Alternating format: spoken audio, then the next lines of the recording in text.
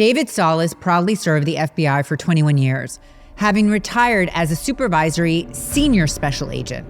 While there, he was entrusted with overseeing all FBI operations for the southern end of South Florida down to the Florida Keys. He has investigated almost every type of crime, from national security to human trafficking, and from violent gangs to crimes against children and everything in between.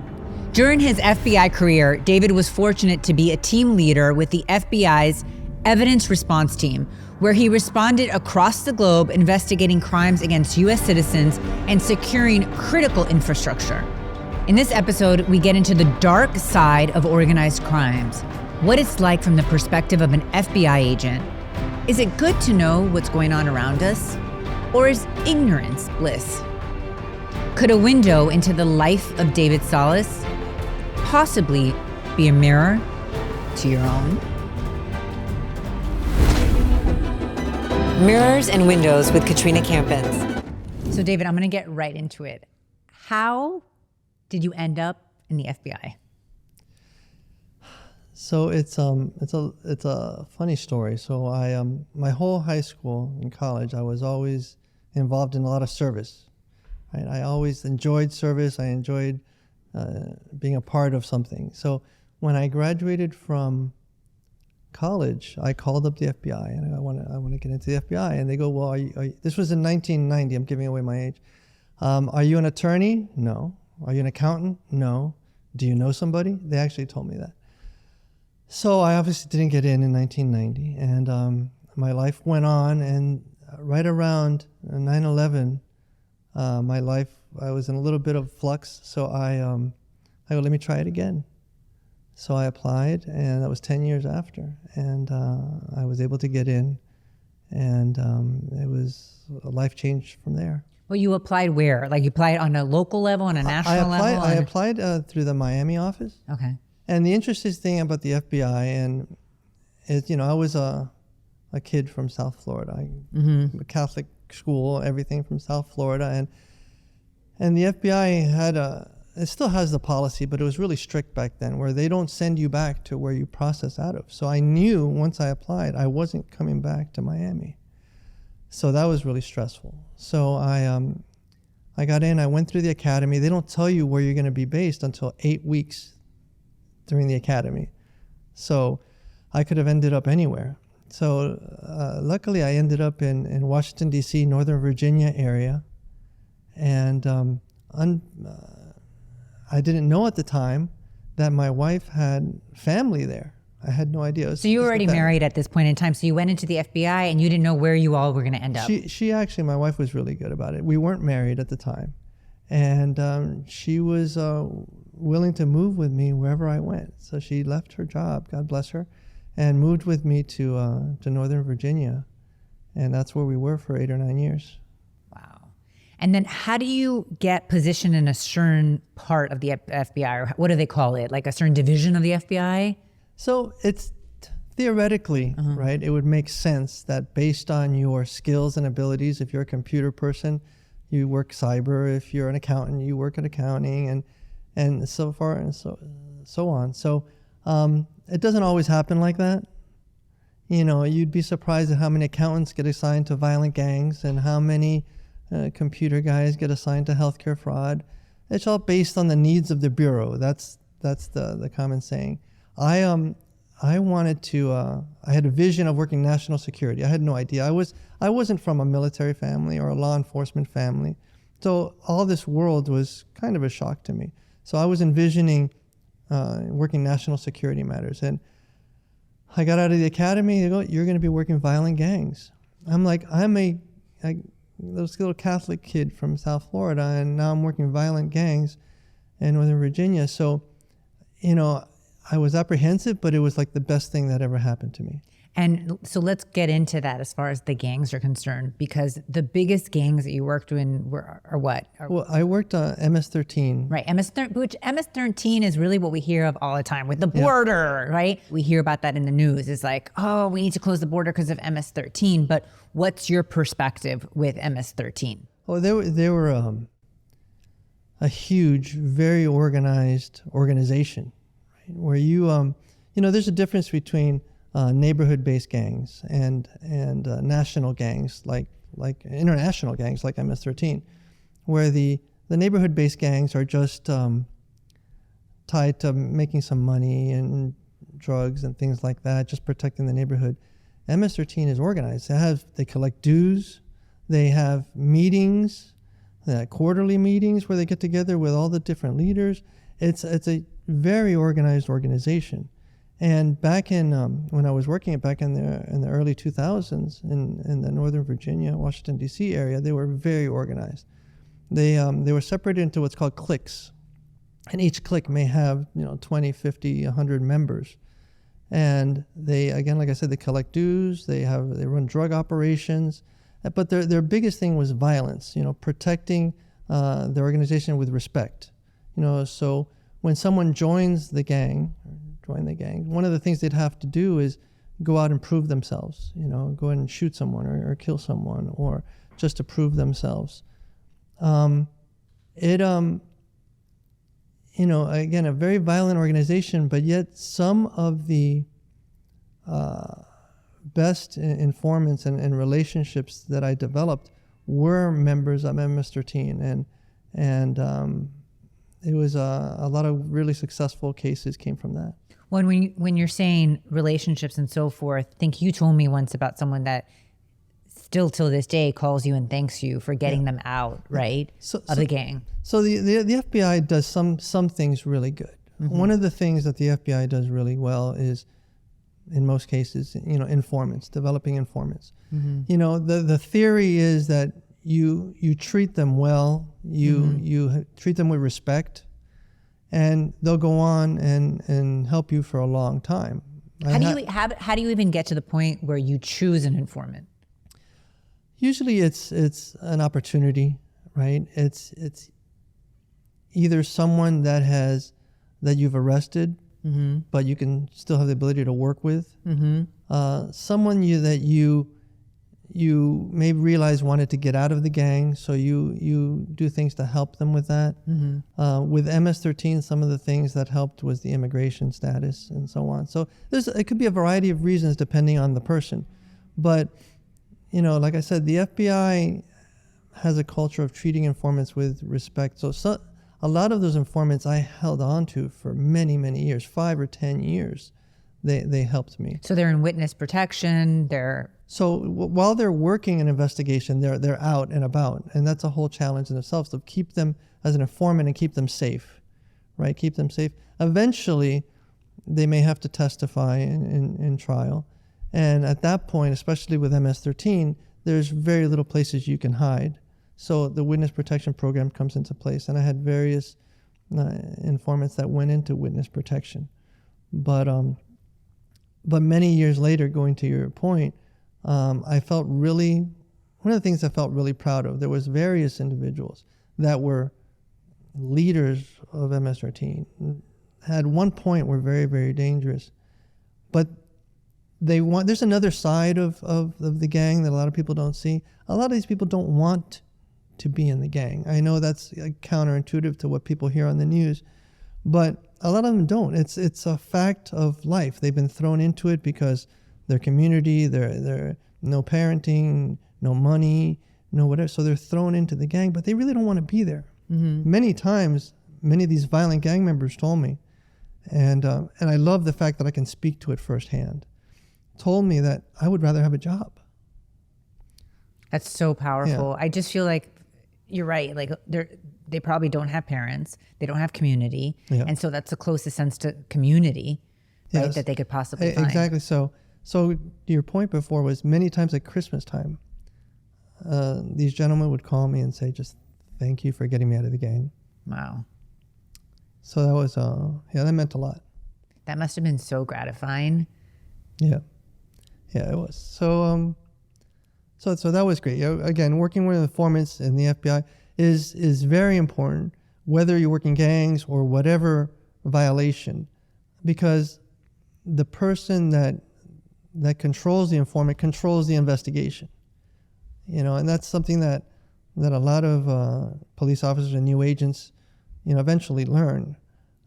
And when I first started, I started working with the police a lot. I was a young new agent, didn't have much experience, and I was detailed to the police, and I was basically acting like a police officer for my first couple of years. And I saw how it didn't work, treating the informants without respect, just treating them like dirt, very short term. And I realized that wasn't the way to go. Well, it seems like you need to really have a lot of emotional intelligence. I mean, it's like life, right? You need to be able to connect with people through authenticity because we're all human at the end of the day. And so there's a motivation for why they're in that gang. They're not necessarily bad people. They just didn't have a lot of options. Yeah. I'll tell you an interesting story to the point that so many years after I left Virginia and came to Miami, I hadn't talked to this MS-13 informant for a couple of years. And he had ceased being an informant at that point in time, but he was having trouble in his marriage. His wife left him or something like that. And of all the people in the world he calls, and this is 5 or 6 years later, he calls me to try to help him off the ledge. And again, that meant a lot. Well, because you become so close to them, I'm sure, on such a personal level. Yeah. What was your advice? You say, my wife prays for me. You need some prayers. No, I talked them off the ledge, and I had actually gone through a divorce in my life, and so I had some things that I could help him out with. It's just amazing when you're so authentic in what you're doing that it just happens. You just feel that confidence. What is the difference between, you had sent me notes, Patron? Okay, so there was again, going back to the informants. During my career, I worked the violent gangs, crimes against children, the narcotics, right, and every other crime. We can get into that, but violent gangs and narcotics are hugely dependent on the development of informants, right? It's very difficult to work on a narcotics case if you don't have anyone to purchase narcotics, right? Or if you don't have someone to go to a drug house, a trap house as they call it, if you don't have someone to tell you where the drugs are coming from. Mm-hmm. So, developing those kind of informants is just critical. So, going back to the point about respect, I'm so proud of the informants that I developed that I don't want to say that almost became friends over the years. I mean, because they were around for a dozen years and worked many, many investigations. And I was able to keep them out of testifying in many cases, because then once you testify, they become less valuable because they can't do stuff that people know. But they were around, and they helped me with narcotics cases, violence cases, and in the end, I was almost farming them out to others that needed their assistance. Amazing. So in the end, they were because they trusted me, and they would always say, "Is Dave okay with that?" And so not only the FBI but many different police agencies used these informants, and I was really proud of that. Well, I think one thing about you, David, and I've known you now for quite a few years, is you're a husband and you're a father, and that reflects in what you do. I mean, like I mentioned, the emotional intelligence is just there. It's innate in you. So you're able to connect with people. You're able to, and you also want them to do well, right? You want them. And I think there's something really gratifying about getting someone out of the darkness and into the light and seeing them prosper. It's counterintuitive sometimes, because in law enforcement, sometimes having empathy is frowned upon to a certain degree, because you have to be tough and you have to be strong. And it's true, you have to be tough and you have to be strong at certain points.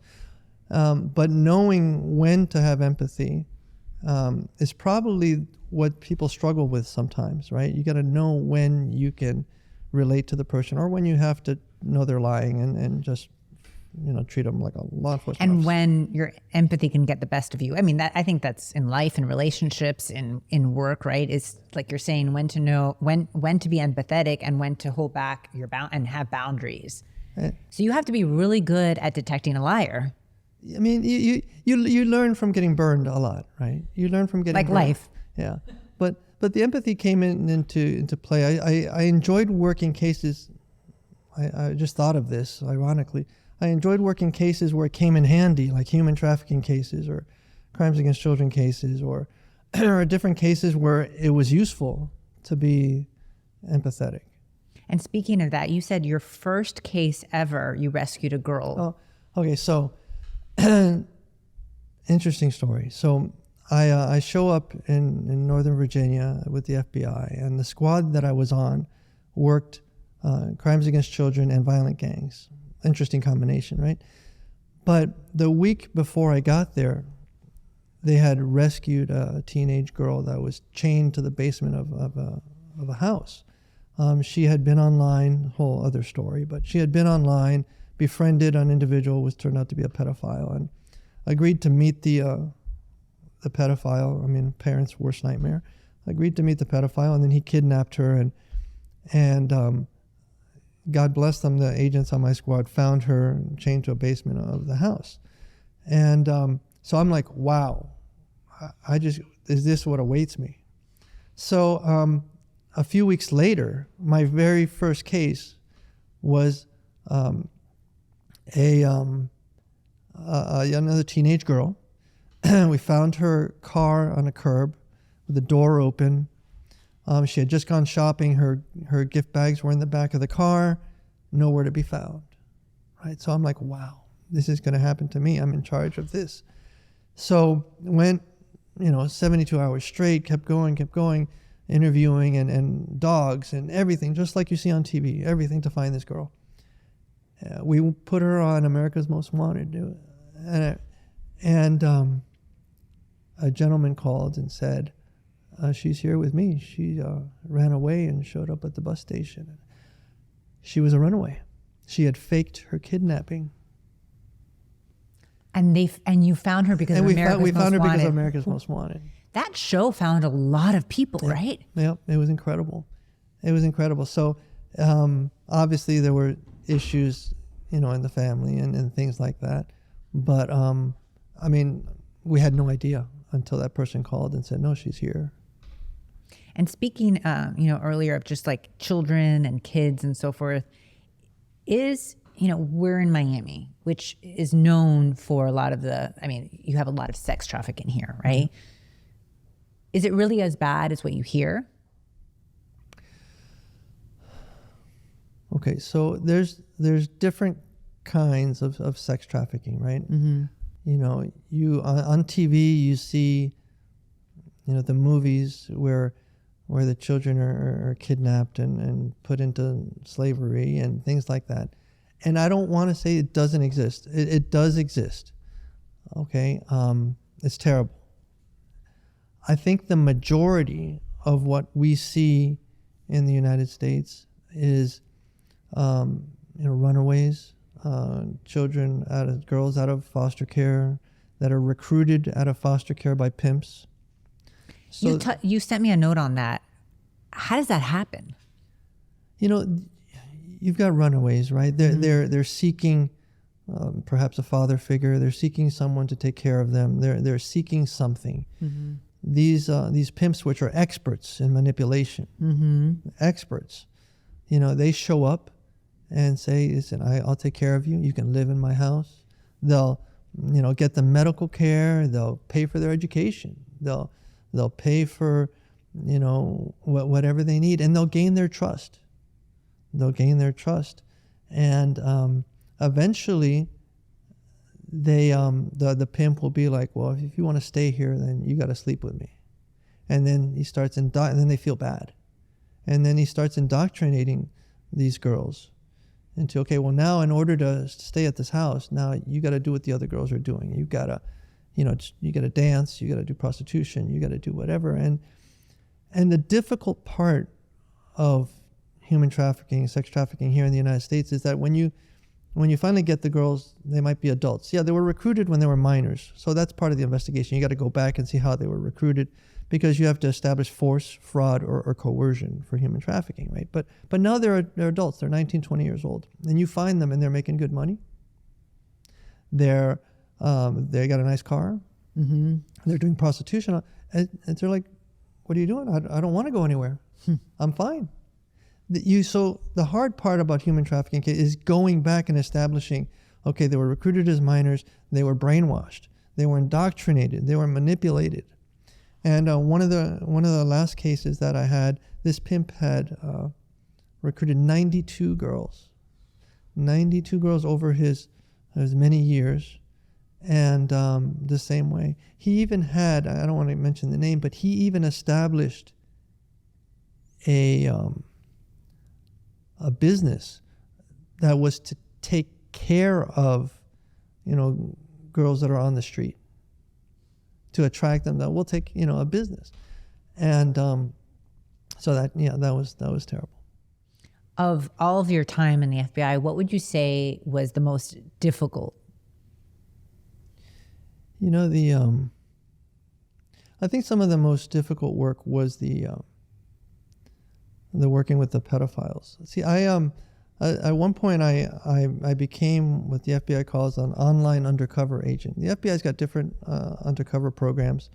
One of the programs I was involved with was being certified to talk to people online. I mean, we take it for granted. If you're an older person, you don't know how to talk like a teenager. You don't know how to talk like a 12-year-old. Any of that slang? I mean, I don't even know any of that slang that they use. And this and that. All that. But back then it was different. It changes all the time. Yeah. So, we actually go to school for that. So we go to school to become certified. And so I began working on undercover cases online. And, unfortunately, it was prolific, right? So you're in chat rooms that have pedophiles in it. You're in chat rooms that have parents in it, wanting you to have sex with their child. It was. I think the hard part was just why though. I don't understand. It's a mental illness. It's something. So the hardest part was in your head. At one point I was pretending that I was a parent and I was pimping out my child, right? And just grasping that in your head, that is a thing, and I can't and that person is believing me and is interested in that, and I think that was some of the hardest parts of. Again, it was rewarding because you're putting people in jail, but and then when you're sifting through evidence, again, there's pornography and then there's pornography. When you're sifting through child pornography, it's not the same, right? It's children, adolescents, infants. It's just the worst part of humanity. So I did that for a couple of years, and that was enough of that. But it was very rewarding. That must have been so incredibly hard. It was rewarding. It was rewarding, and yeah. And then because you've done a lot of undercover work, and I remember one story which I thought was super interesting, right? The one where I think you were undercover pretending to be a drug dealer, and you rented a house on Miami Beach, and you had a party. So I was helping, like going back to the whole undercover program. So I was a certified online undercover agent. There's a whole other undercover program for individuals that do under real deep undercover things, and I was helping out with those programs at the time, and it was probably some of the funner work I did in the FBI because it was the closest thing. The FBI is not all like the movies, right? I think people that know reality know that the movies are the movies, but it's still, some things could be really interesting. And back then, because things have changed a little bit, back then we had a program that we would set up to entertain these criminals, and we would rent locations and vessels and things like that, all to entertain. So one time the bad guy shows up, and little does he know that everyone at this party is an agent.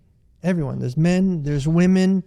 One time there was a pool party, everybody's dressed, and we would have like a paella and this and a steak, and everybody there was an agent, and then the bad guy. Yeah, you even said like there was an undercover DJ agent. There was the girls were all agents. No, everybody. The girls, everybody's agent. The DJ, the bartender. And I'll tell you a story where I got stuck being a bartender once. But in this particular story, it was the bad guy shows up with his wife or girlfriend wearing an FBI shirt. No way. What are the chances of that? He shows up wearing an FBI shirt, and we're like, oh my God. But it was one of those. You guys must have thought you were getting punked. We saw, but it was one of those FBI shirts that said female body inspector. I don't know if older folks probably remember those. But we're like, wow. So at the end of the party, and I'm sure this was shown in court, I don't know, but we all took a group picture, and the gentleman was in the middle wearing his FBI shirt, and little did he know that everyone around him was an FBI agent. That is classic. And so that was a great. And that was at a house on Miami Beach, right? That was at a house somewhere. And what was his reaction when he found out? I don't know. It wasn't my investigation, so I Also, don't you know were how it part of ended all up. of I was the- just part of the. But I just could picture it like people in the pool, everybody like having DJs, like cooking barbecue. No, and then on boats, yachts. On another occasion, like I said, the bartender didn't show up, so I was not a bartender, but. I pulled out my handy dandy app on my phone and I hid it under the bar, and I became a bartender for the day. But it was, again, nerve wracking because these criminals are coming up and asking you for, and some of them were not white collar criminals. Some of them were violent people. So, but hey, you look back on it at the time, you're nervous, a wreck, but you look back upon it as great memories. Yeah, that's what you consider a good memory, yeah, right? It was good. Has there ever been a situation where an informant was caught snitching? And if so, what happened? Well, actually, it's a sad story. So one of the FBI's and my greatest concerns is the safety of the informant, right? Because they're so valuable to me. One of my first cases, the MS-13 cases I was talking about, was actually I was working the investigation of the murder of the informant. I can say the name because there's been books and I think movies written about her. Her name was Brenda, and she was a young female that followed all the gang members around, and she was part of the group, a groupie, and so on. And she witnessed the murder they committed, a very gruesome murder in one of the national forests there. And but she testified against them. As a result of that, she was put in witness protection, right? Because we wanted to get her out of. And but like any teenage young adult female, she didn't want to just be alone, right? So she called members of the gang, and they came and had parties where she was in witness protection, and they finally took her and brought her back to Virginia, where she was from. They told her they were going to take her fishing. They took her to Shenandoah Valley, and they killed her in the woods there, along with her unborn baby that she had. And that was really sad when you see all the videos and things that Brenda had created. She had created instructional videos for our law enforcement on all the different signs that the gangs do, teaching law enforcement about all the everything that was very helpful in these investigations. Very smart girl, but again, going back to she needed that feeling of family. She needed that belonging to something, and she found it was her community. She found it in the gang. She couldn't stay away. When she called them though, they already knew that she had testified against them, or no? They knew she had testified. So she think about that. Yeah. What she was thinking. Like they already knew, and she still longed for it. I think that reminds me a lot of like the toxic relationships that you have in life. It's like people don't understand that cycle, but it seems like she was in that same thing as sex trafficking. It's like, how do they get into it? And it's just the psychological aspect of it. Yeah, it was, and that's what happens a lot, right? Like you said, with the sex trafficking, the young girls that are runaways in foster care. I mean, it's very hard to tell them something, right? Because a lot of that comes with life experience. It's very hard. and you have to experience things for yourself. And it's just always, what I find is that it's always really hard to understand. And I always like to see other people's perspectives, but until you live it, you really have no clue what that feels like or how to get out of it. So how are you able to, people like this, you know, that have been manipulated and that are did you study psychology? Like, how did you get past that hurdle, which is convincing another human being to leave that toxic situation? I guess going back to the empathy, maybe sometimes they feel that they can trust me. I mean, I can't take the credit for that. That's probably God that helps me out. But he, I guess it was the empathy, the you know, I'm not your typical tough guy cop. Obviously, you can see that. Sometimes I wish I was, but you know. So I guess it helped me. It helped me to not be that. Well, I think there's such power in vulnerability. There's such strength, right? I've always said that some of the most powerful people I know, in my eyes, are those that are kind, right? Because it's so easy not to be kind. I think in this world with all the stress we have, it's so important to be kind to others. And yeah, I don't see that as often as I wish I did in my world. My parents always taught me like to get people the shirt off your back and that everything was unicorns and rainbows. And then I got into the real world. I was like, oh, this is not it. You know, and I remember always walking in to meetings, always my entire life, and asking people, how can I serve you? It was never, what can I get? It was, how can I serve you? How can I help you be better? How can I help shine the light on you? And people were baffled by that. Like, you know, because you go into a meeting going, okay, this is what I need, this is what I want. But people would just sit back.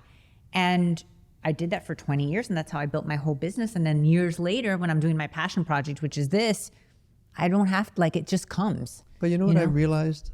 And is you probably, just like me, you probably got gratification from helping, right? Such gratification. So that, maybe people don't realize. They say, oh, why are you doing all this? Why are you doing that? Why are you being so nice? Why are you doing? Maybe I'm selfish because I'm doing it because I like it. That's such an interesting way of saying it. Because you know, I never thought about it that way, but I find it so gratifying to see another person succeed. And some people think that's really weird, you know, but I don't know. It just gets my soul on fire because I feel like God's using me as an instrument to help somebody else shine their light, and we all have our own gifts. But yeah, I never thought about it that way. Maybe that's selfish of me. Maybe we're being selfish. Maybe we're being selfish by helping others. Yeah. And I think also it's a way, what I've realized on that point is that I realized my entire life, what I've done is serving others, helping others. But it wasn't until recently, and I would say probably about 3 months ago, that I decided to invest in myself and to just do what I wanted to do. And I think maybe I was self-sabotaging by just focusing on helping other people. You know, I think once, like, owning your light and owning your power and saying, okay, this is what I want to do and this is what God has in store for me, it takes a lot of courage. And I think it's really easy to self-sabotage, and we do it subconsciously. And I think going to a point that I think you touched on was, you know, how far is too much, right? So, you know, you're married, you have a family, you're helping, you're doing what you like to help. Maybe you're being selfish because of that, or you're doing you know, the balance, right? The balance of how much do you do and when do you stop, right? That's the hard part for a lot of people. And I was gonna say, in your position, right, it obviously had an impact on your marriage. Like, I would think this would be, first of all, I've told you, I was like, your wife must have prayed a lot, because I can't even imagine, like, I'm just stressed, like, sitting here listening to it. So I can't imagine her living it. She must have prayed a lot, right? And I'm somebody that now, you know, having a son of my own, like, I pray 24/7. I'm always praying. I'm always listening to the rosary, just always thanking God for everything, but also just praying for safety and protection. How did it impact your marriage, and how did you find that balance? I think it affected it in many different ways, but I compare it to, okay, for those of you that have children, right? If you have a teenager, you know, the child goes out partying, and they're out partying and they feel like everything's fine, I'm safe, no problem. But you're at home just worried to death, right? It's kind of like the same thing, right? I go out and I'm out working with the cops or working with gangs in the middle of the night, and I'm like, oh, I'm safe, everything's okay. But she's probably at home saying, oh my God, he's working with the gang, what's going on? So, you know, you know, she probably prayed a lot, and but you know, we thought, oh, I'm okay, but just like a parent at home when you're a teenager, she probably worried a lot. I worked, like I said in the beginning, I worked nights and weekends a lot because I was detailed to the police for a couple of years. Then working violent gangs, you work at nighttime all the time. That's when they're out, right?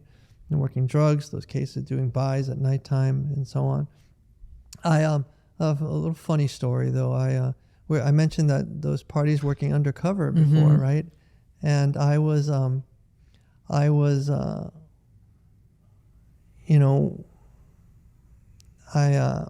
one point I had there was a going away party for one of the undercover people, and we went to the party, and all the girls were there, all the FBI agents that were girls were there, and I brought my wife, and she's like, "This is where you've been the whole time with all these, your work with all the girls," and that was. But it must be really difficult when your spouse is not in law enforcement, and like not just the anxiety of your life being at risk, but then also not being privy, because you probably couldn't have shared everything going on at that point in time, right? So there's a level. Is there just a lot of boundaries that you have to have, or are you able to share with your spouse? It depends on the type of investigation. Later on in my career, I started working a lot of cases that were more sensitive, more national security cases, and cases that have sensitivity and classifications. And I was lucky in some ways because, my wife, I think, didn't want to know a lot of what I was doing. She didn't want to ask those questions for fear that she didn't want to know the details, right? So sometimes ignorance is bliss, like they say. So, yeah. Well, and she was, maybe she'll join us at the end of this, but she was telling me too that she would like put rosaries in your pockets and just, I think prayer, I'm just such a firm believer that prayer works. And I think also, like, even they say a mother's prayer, with your children is the most powerful thing ever. That's why I pray 24 hours a day. but I'm sure for a spouse it is as well. No, she I remember one instance, she put a rosary in my pocket. I don't know. And it wasn't, I didn't all the time, but I remember this one instance. I was going out to work. I was working violent gangs at MS-13. She put a little rosary in my pocket. That night I arrested a couple of MS-13 gang members. Really violent guys, and I was there in the police station interviewing them, and I knew he wasn't going to talk, so I just started establishing rapport and just talking to him for a while, just getting to know him. And he was telling me about how he was satanic, telling me stories of how he wanted to try to get out of the gang. He went to church and his feet would burn, and I'm sitting there talking to him, pretending like nothing, and I have my hand in my pocket holding the rosary, just saying like Our Father in the back of my head. Oh my God, I have the chills. And he was just telling me all these satanic stories, and I'm like, she knew. She put that rosary in my pocket that day. Amazing. Yep. Even just talking to you, David, and how you get like emotional about the cases, I think that's what made you so successful, is that you really cared, at the end of the day. And also, having known you too, it's not about ego. You see so many, and I'm a firm supporter and a big believer in law enforcement. Like, I'm a huge supporter. But every now and then you have bad eggs, right? So you see men and women that allow their ego to take over because they have power.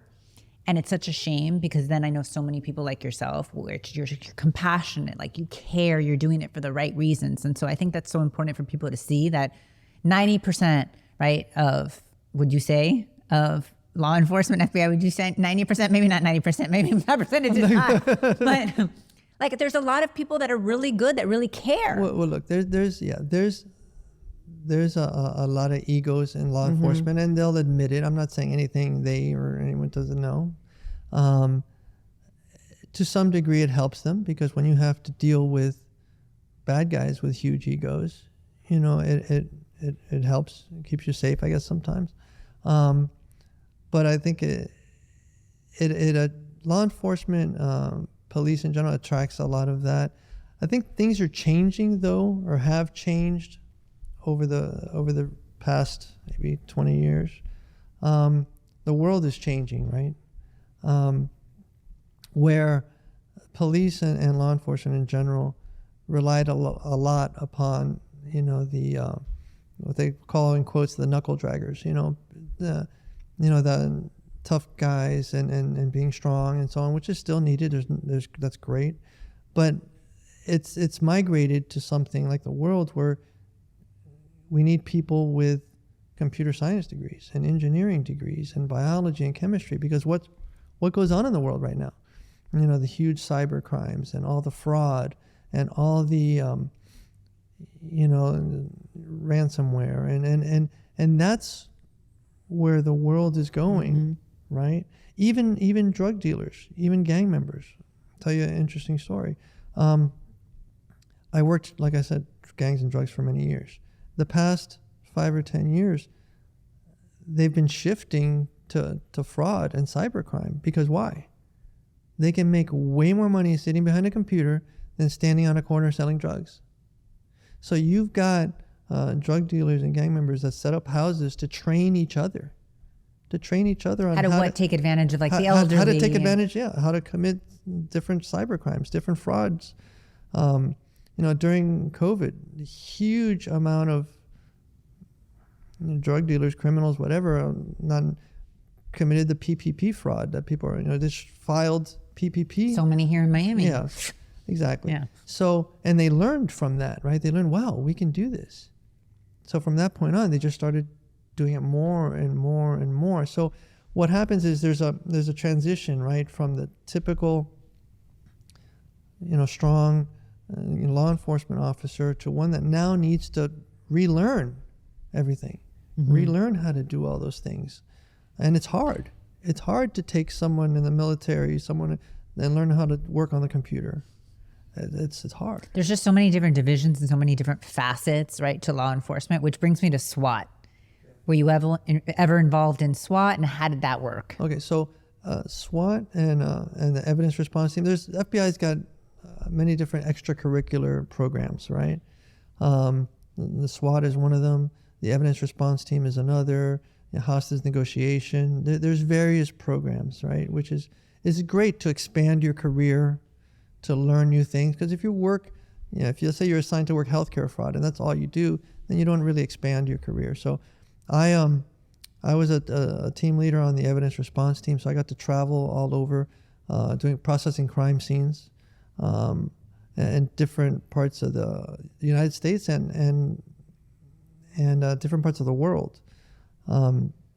Because the FBI travels abroad when there's a crime against U.S. citizens abroad, right? As part of SWAT, I was a medic. I wasn't part of the SWAT, a SWAT operator, as they call it, but I was a medic. So I supported SWAT as a medical officer, and that was a lot of fun and very rewarding as well. What about hostage negotiation? No. I never got into hostage negotiation. A little too stressful for me. I didn't want the whole. Yeah, you seem too chill for that. I didn't want the Although whole, you probably would have been very effective in hostage negotiation, right? Because I think like when I talk, it's just like calmada, like they say in Spanish, like you probably would have been very effective. Yeah, maybe you should unretire. No, your wife will call me over there. I didn't want somebody's life to depend on me. Yeah, that is very stressful. That is very stressful. I stopped there. What would you say for women nowadays, right? What are the things that they should look out for, or single women that, like, or just anybody? What do you think they should look out for if they're out at night, or like sex trafficking? What tips would you give women? I think the most important thing, if you're a young woman and you're out at night, is to never be alone, right? That's when you're become a target of interest. Always go somewhere with someone. Always, for young ladies that are going clubbing, be careful with what drink you're drinking. Be careful what they give you. Please get something in a bottle that you see them open it or see them prepare. So staying always with someone, never being alone. Be careful what drinks they give you, because the amount of drugs that are out there that are put in girls' drinks are really scary. And it's happening to so many different women out there. So I would never actually get a drink from a bar nowadays. I have a teenage daughter, and it's on my mind all the time, right? So what do you tell her when she goes out? Those things. You try to balance it, right? They have to live their life and they have to experience things. Right, you can't shelter them 100%. But maybe it's standing at the bar and watching them pour your drink. For her. For her, right? Yeah, for her. Yeah, like I said, Always be with someone. Don't go anywhere alone. Make sure you see what they open, see what they prepare your drink. They even have nowadays little testers that girls can carry with them. That's a great point. Little dipsticks that you can put in your drink before you drink it. Make sure there's nothing in there. Oh, that's a great idea. Yeah, so they have those. So they probably have something like that on Amazon. I'm going to check for that now.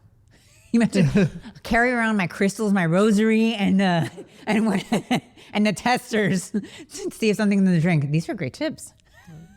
But it's scary as a parent.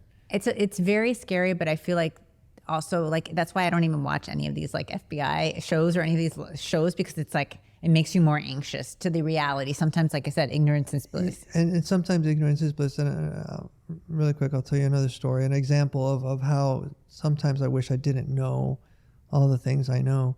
When we moved from Virginia to Miami, we were in a house. Moving into a house, there's moving boxes everywhere. My son was probably 2 years old, 3 years old, and my daughter was like 1 or 2.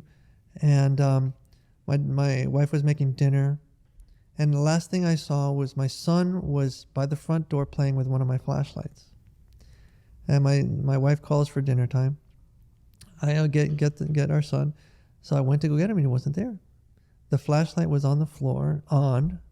The front door was unlocked, but it was closed, but it was unlocked.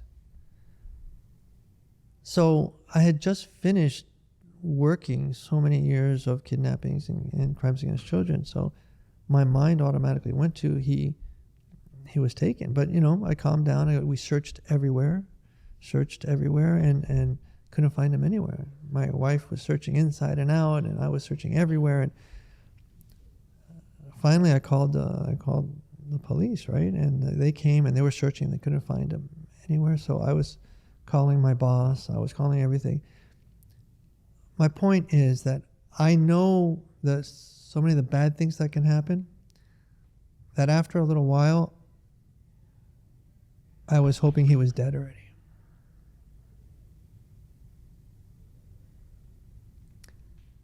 Happy ending. One of the cops found him in a moving box. He had crawled into a moving box and fallen asleep. But because I know all the bad things that could happen, I was like hoping it was over already. That's so incredibly powerful. See, it's a lot of sacrifice went into what you were doing and your family, in general. Yeah, but it's I would do it all over again. It was very rewarding. I enjoyed it tremendously. Being a part of something and helping out, it was great. Well, thank you so much for your service, David, and I hope retirement now is oh, it'll be interesting. Fun. Don't worry, I'm going to find something great to do. So I've been serving my whole life. I got to keep it up. So now somehow. do something not stressful.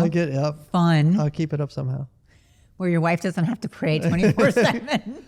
I promised her that. We're going to take it easy a little bit. Well, thank you so much. I really appreciate you, and you guys are a blessing. You're welcome. Thank you for having me. Mirrors and Windows with Katrina Campins.